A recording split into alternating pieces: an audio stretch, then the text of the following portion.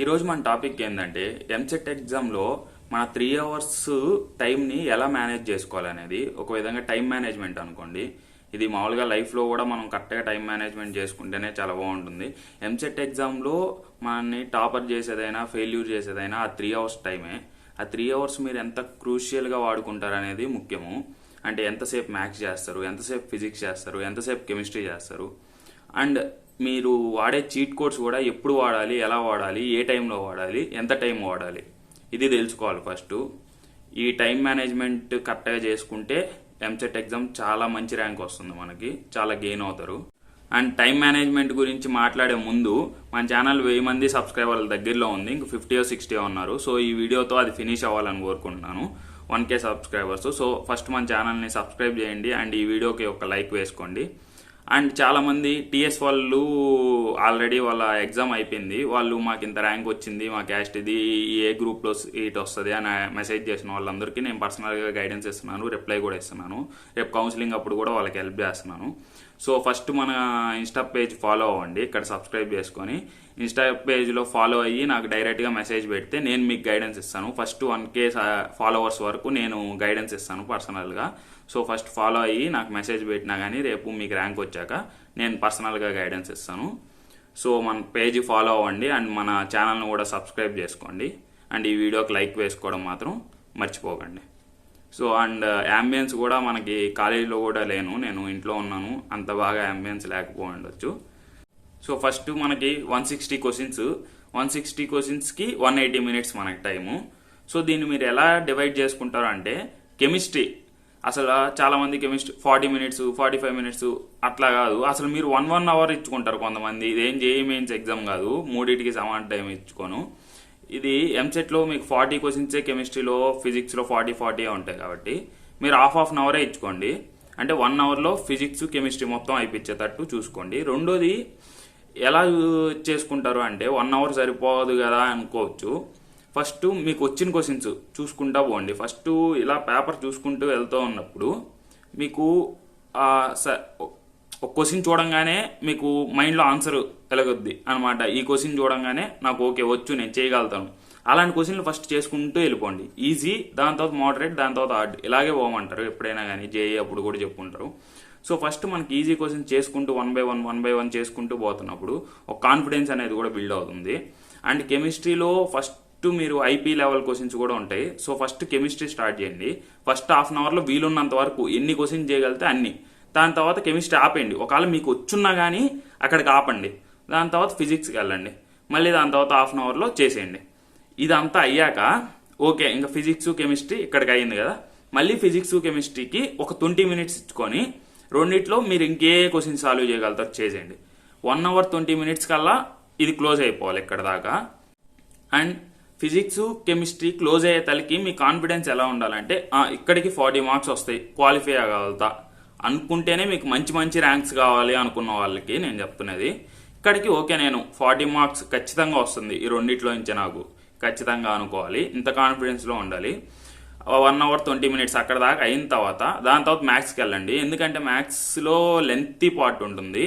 So 1 hour 20 minutes దాకా ఇక్కడ కేటాయించి దాని తర్వాత దాంట్లోకి వెళ్ళండి.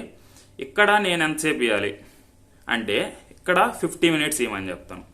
50 మినిట్స్ ఇస్తే ఎంత అవుతుంది, 2 hours 10 minutes. సో ఇక్కడ 50 మినిట్స్లో మీరు ఎన్ని చేయగలుగుతారో అన్ని చేసేయండి. ఓకే ఇంకా నేను చేసేసాను అంతే. మ్యాథ్స్ ఇంకా మహా అంటే 1 hour 60 minutes. సో 2 hours 20 minutesలో అంతా అయిపించేయాలి.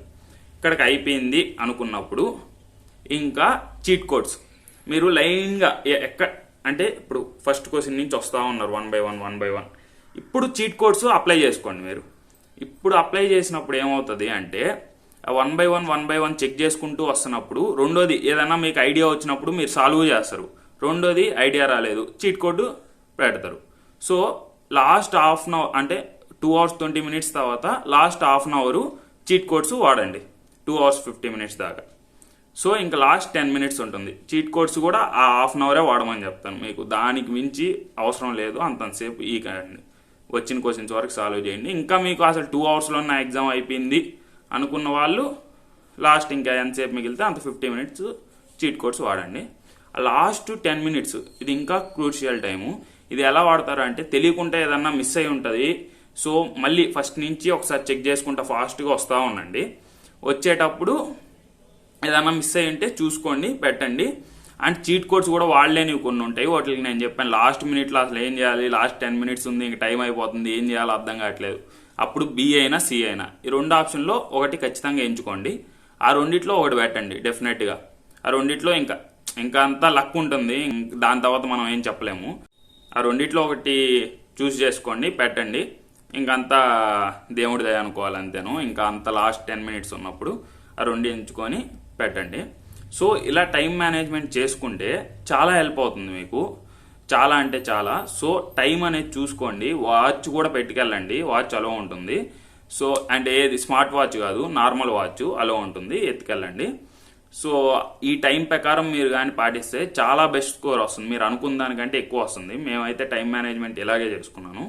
సో నాకైతే మంచి ర్యాంకే వచ్చింది, 9486 నా ర్యాంకు నేను రాసినప్పుడు. సో ఇలా చూసుకొని నెమ్మదిగా పేషెన్స్గా రాయండి ఎగ్జామ్, అండ్ కూల్గా రాయండి ఎగ్జాము, టెన్షన్ పడుతూ రాయొద్దు. అండ్ మీకు ఇంకొక ట్రిక్ చెప్పడం మర్చిపోయాను, ఇది మీరు స్టార్టింగ్లో చేయాల్సిందనమాట. ఇప్పుడు స్టార్టింగ్ హాఫ్ అన్ అవర్ మీరు కెమిస్ట్రీ చేయబోతున్నారు, దాంట్లో ఫస్ట్ 5 to 10 మినిట్స్ ఉంటుంది కదా. ఈ టైంలో మీరు ఏం చేస్తారు అంటే స్కిమ్మింగ్ అండ్ స్కానింగ్ టెక్నిక్స్ అంటారు వీటిని. ఎలా అంటే మీరు ఫస్ట్ ఒక 40 క్వశ్చన్స్ ఉన్నాయి కదా, దాంట్లో ఫస్ట్ 10 మినిట్స్లో మీరు ఒక కొన్ని లెసన్స్ మీకు ఓవర్ కాన్ఫిడెన్స్ కూడా ఉంటుంది అనమాట. అంటే ఈ లెసన్లో వస్తే నేను క్వశ్చన్స్ సాల్వ్ చేయకుండా ఉన్నాను, అలాంటి క్వశ్చన్స్ ఉంటాయి అనమాట. ఒక 10 అన్న ఉంటాయి ఆ 40లో మీకు వచ్చినవి, ఒకసారి 5 to 10. ఆ క్వశ్చన్స్ ఎలా చేయాలంటే ఫస్ట్ జరుపుకుంటూ వెళ్ళండి, మీకు ఆ క్వశ్చన్స్ వచ్చేదాకా జరపండి. 40 క్వశ్చన్స్, ఆ క్వశ్చన్స్ వరకు మీరు సాల్వ్ చేయండి, మిగిలిన క్వశ్చన్స్ అసలు పట్టించుకోకండి ఫస్ట్. అంటే మీకు ఒక క్వశ్చన్ చూడంగానే నేను చేసేస్తాను ఐడియా వస్తుంది కదా, ఈ లెసను ఆ పర్టికులర్ లెసన్ క్వశ్చన్స్ సాల్వ్ చేశారంటే మీకు ఒక కాన్ఫిడెన్స్ బిల్డ్ అవుతుంది అనమాట. ఆ కాన్ఫిడెన్స్ చాలు మీరు చాలా మంచి స్కోరింగ్ వస్తుంది అనమాట. ఎప్పుడైతే ఆ కాన్ఫిడెన్స్ తగ్గిపోతుందో స్టార్టింగ్లోనే ఇంక ఎగ్జామ్ బాగా రాయలేమేమో అనే దాంతో ఇంకా ఇంకా ఇంకా ఇంకా కూడా తగ్గిపోతూ ఉంటారు. సో ఫస్ట్ ఆ కాన్ఫిడెన్స్ బిల్డ్ చేసుకోండి. ప్రతి దాంట్లో కూడా ఫస్ట్ ఒక 10 మినిట్స్ మీకు వచ్చిన క్వశ్చన్స్ బాగా ఎత్తుక్కొని సాల్వ్ చేయడం నేర్చుకోండి.